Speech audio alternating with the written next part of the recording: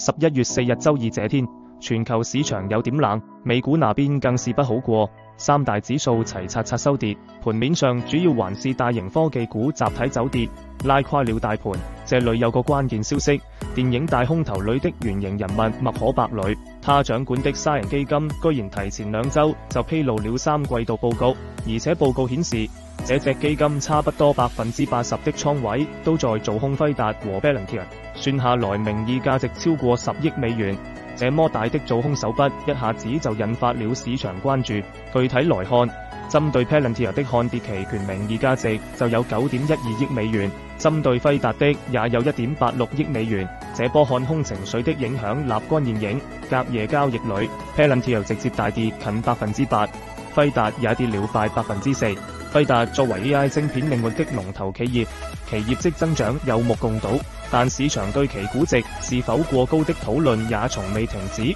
Palantir 作為一家專注於大數據分析和情報分析的公司，